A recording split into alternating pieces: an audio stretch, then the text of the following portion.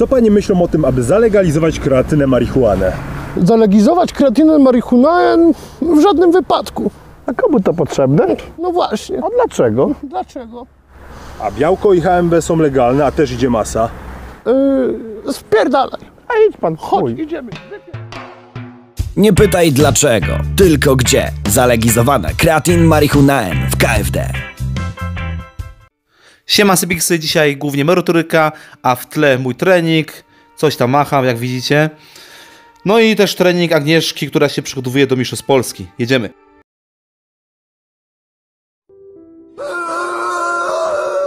Pierwszym tematem będzie progresywne przeładowanie.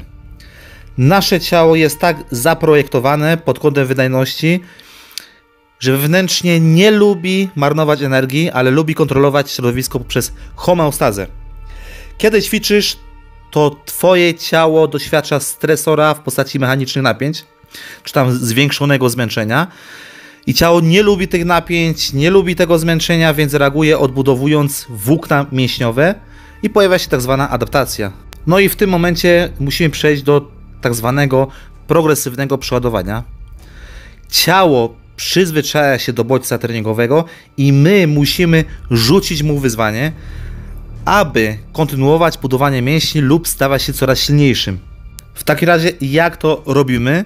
Robimy to poprzez wprowadzenie nowych, nieprzyzwyczajonych bodźców do mięśnia, aby przejść przez cykl adaptacji ponownie, tak zwany ogólny zespół adaptacyjny.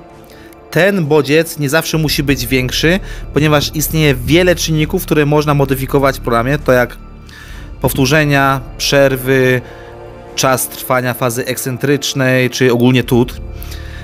Czasami te przeciążenia mogą być niewystarczające, aby spowodować adaptację ciała, szczególnie podczas błędnego programowania, poprzez zbyt długi czas na regenerację, zbyt małe obciążenia, aby pobudzić wzrost do mięśni, ale o tym później. Po drugie, mamy przetrenowanie, w którym za bardzo obciążamy mięśnie i nie mamy wystarczająco dużo czasu na regenerację, co oczywiście powoduje spadek wydajności i adaptacji. Więc teraz możemy przejść do części drugiej tego filmu. Dlaczego nie masz postępów na siłowni? I tu poruszę jedną zmienną, jedną z możliwych powodów. Nikomu oczywiście nie każe, aby dźwigał ciężary, czy tam trenował trójbój siłowy.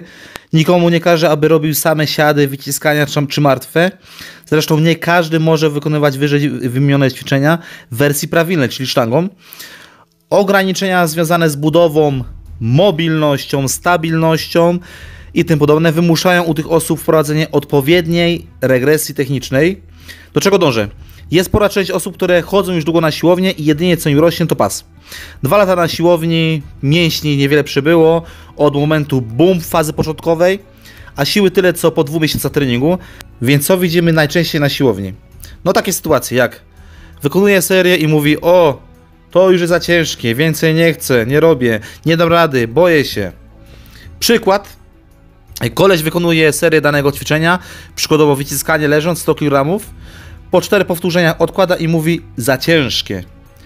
Trener obserwuje prędkość przemieszczenia się sztangi i mówi: lekko, przecież to było lekkie, dlaczego odłożyłeś? Pod presją oczywiście wygrania usługi pod prysznicem w pozycji hip hinge, koleś zmotywowany wykonał ćwiczenie w serii 100 kg 10 razy. W takim razie do czego dążę? Chcę wam w prosty sposób wytłumaczyć, na czym polega hipertrofia, i to jest najważniejszy czynnik, najważniejszy bodziec. Niezależnie od tego, co robisz, czy trenujesz na maszynie tak jak kulturyści, czy stosujesz łatwiejszą wersję ćwiczenia, bo masz problemy z mobilnością, stabilnością, czy masz problem z koordynacją, ciężar powinien być odpowiednio ciężki, u osób zdrowych oczywiście, a chodzi tutaj głównie o zależność siły z prędkością. Wraz ze wzrostem siły prędkość sztangi spada, wraz ze wzrostem prędkości siła spada, więc albo trenujesz z małym zapasem, albo trenujesz bez zapasu. Po prostu ciężkość serii powoduje to, że wyzwalasz z siebie coraz to więcej sił, a sztanga przemieszcza się coraz wolniej. Oczywiście taki stan możemy osiągnąć na 2 sposoby.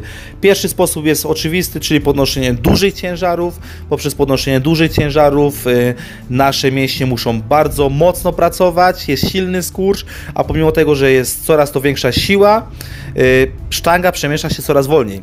Dałem oczywiście jako przykład sztangę, bo to może być hantelek, czy na przykład praca na maszynie.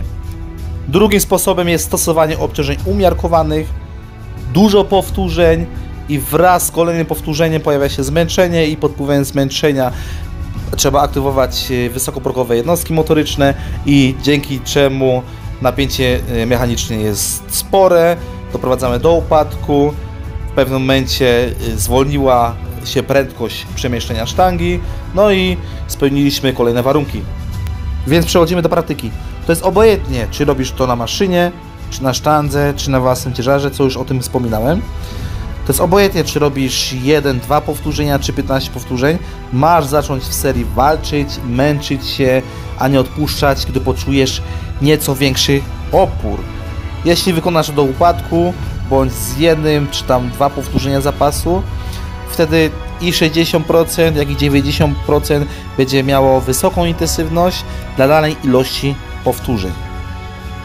Jeśli dane ćwiczenie odbiega znacznie od normy technicznej, to organizm będzie Cię oszukiwał, albo Ty będziesz źle analizował reakcję organizmu, będzie ciężej niż rzeczywiście wskazują Twoje możliwości. Jeśli robisz za duże skoki ciężarów, bądź za mało serii rozgrzewkowych, będzie ciężej niż rzeczywiście wskazują Twoje możliwości. Jeśli masz słabą mobilność i chcesz wykonać dane ćwiczenie, w którym mobilność odgrywa znaczącą rolę, będzie ciężej niż rzeczywiście wskazują Twoje możliwości. Jeśli nie jesteś stabilny, będzie ciężko, będzie bardzo ciężko, pomimo że masz większe możliwości.